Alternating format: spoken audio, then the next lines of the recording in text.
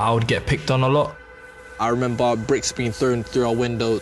The whole house was set on fire. I was such a kid and I didn't know what was going on. Looking out my window, I'd just see a crowd of people, but they're all against just a family of 5 or 6. I could never take bullying. I would always just end up fighting back. Lovely jab, throw a jab. After your name's out, remember, don't drop your man. I just had a lot of built-up anger. I was getting in a lot of trouble at school. I had fights every week. They can be the toughest guy outside, the toughest guy on the street. Boxing and street fighting is 2 different things.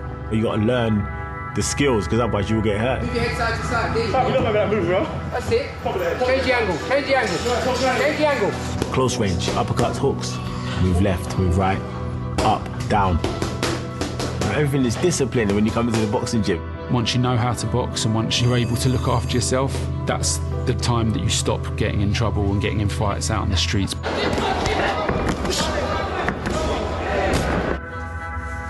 My ambition this year is for the ABA. I'm 15 and my ambition is to become a world champion. That first goal is going to be Southern Area title. Once I achieve that, British, European, who knows? Today, I'm boxing for my country. And that dream of being the Olympic champion just got extremely close. I was in prison for 4 years.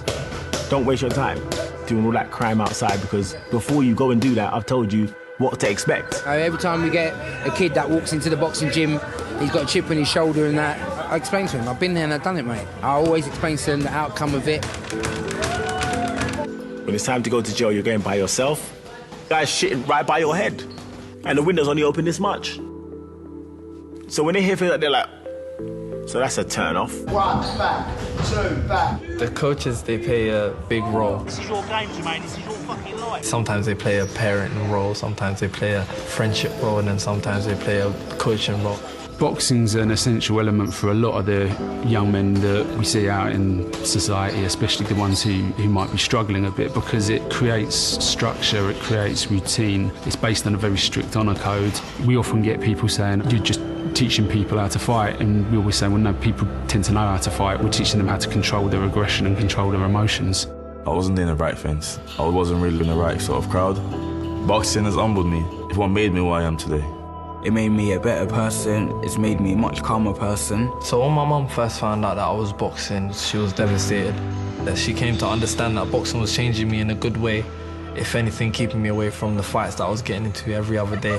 Kids like his age, they kill each other for knives, they go selling drugs. I don't want Mohammed to end up like that, so I'm very happy what he's doing. All the youth clubs are shut down. All the police stations are closed. Like, what's going on? Kids are doing nothing, rolling around, hanging around, getting up to no good. They need to give them something to do. It's a lot better getting hit in the boxing ring than getting stabbed or shot outside. If I weren't in here, I could have been out there doing all sorts of stuff. They need to open up all the youth clubs again.